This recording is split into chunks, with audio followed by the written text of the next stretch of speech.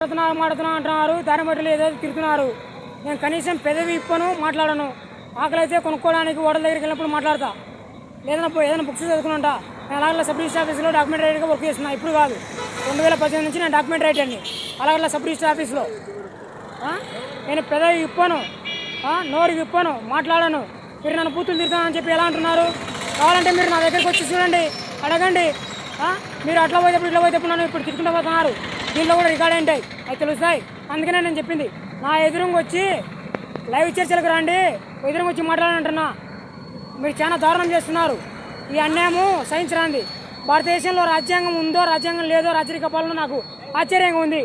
ఇది ఇండియా మీరేమనుకుంటారో, ఏం పక్క దేశాలు కాదు, నేపాల్ కాదు, ఇదైనా బ్రిటన్ కాదు, రాజరిక పాలన కాదు. ఇండియా అంటేనుగా ప్రజాస్వామ్యం, డెమోక్రసీ ఉండే దేశం భారతదేశం. అర్థమైందా? నేను నోరు విప్పను, పెదవి విప్పను.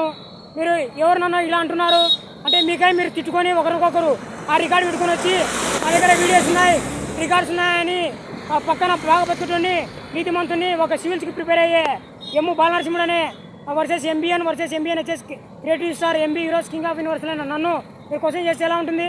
నేను యూపీఎస్కి ప్రిపేర్ అవుతున్నా, గ్రూప్ 1 ఎగ్జామ్స్ రాసా, బ్యాంక్ ఎగ్జామ్స్ రాసా, పంచాయతీ సెక్రటరీ రాసా, పోస్టల్ ఎగ్జామ్స్ రాసా, తర్వాత టెట్ రాశాను, టీఎస్సీ రాశాను, గ్రూప్ 2 ఎగ్జామ్స్ రాశాను.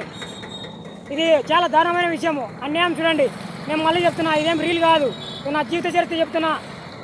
నా ప్రాణాలకైనా హాని జరుగుతున్నాక చాలా మీరు తప్పు చేసిన వాళ్ళు అవుతారు, పాపం చేసిన వాళ్ళు అవుతారు. నేను ఎన్నోసార్లు రాష్ట్రపతి మేడం గారిని కూడా విన్నవించుకున్నాను, ప్రధాని నరేంద్ర మోదీ గారిని విన్నవించుకున్నాను, ఫైనాన్స్ మినిస్టర్ని, తర్వాత సెంట్రల్ మినిస్టర్ని, రక్షణ శాఖ రాజ్నాథ్ సింగ్ సార్ గారిని, తర్వాత అమిత్ షా గారిని కానీ, సెంట్రల్ మినిస్టరు, తర్వాత హోంశాఖ వారిని, తర్వాత ఇప్పుడు మనకు రాష్ట్రపతి వచ్చేసి ద్రౌపది ముర్ము గారిని కూడా 2 సార్లు కాల్ చేశాను. సిమ్లా ఆఫీస్కి, బొలారం నుండి హైదరాబాద్ ఆఫీస్కి. ఆ రికార్డు కూడా నా ఫోన్లో ఉన్నాయి. ఇది దారుణం. చూడండి, మీరు నన్ను ఎట్లంటే అటు తిట్టి మీరే ఇద్దరు వ్యక్తులు ఎదురుగా ఉండి మీరే తిట్టుకొని నా మీద నిందలేసి మా దగ్గర రికార్డ్స్ ఉన్నాయి, ఆడియోస్ ఉన్నాయి, వీడియోస్ ఉన్నాయి అంటే కనుక అవన్నీ కుదరవు. చూడండి, మళ్ళీ చెప్తున్నా, మీ ఇష్టం. ఫస్ట్ ఆఫ్ ఆల్ నావి ఏమున్నాయని క్లియర్ చేయండి. అర్థమైందా? ఇండియన్ పీనల్ కోడ్ ఏం చెప్తుంది మీకు బాగా తెలుసు, అర్థమైంది కదా? భారత రాజ్యాంగం ఏం చెప్తుంది బాగా తెలుసు. భారత ప్రభుత్వ చట్టాలు, చట్టసభలు ఎలా ఉన్నాయో అందరికీ తెలుసు. అర్థమైందా?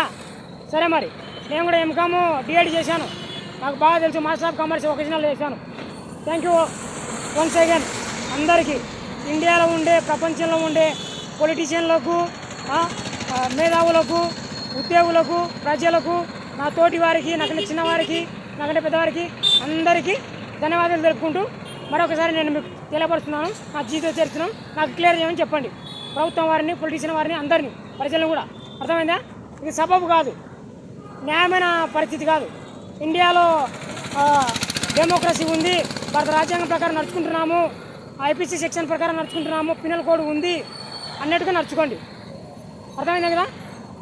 ఇది చాలా దారుణమైన విషయం, రాచరిక పాలన అని చెప్తున్నాను.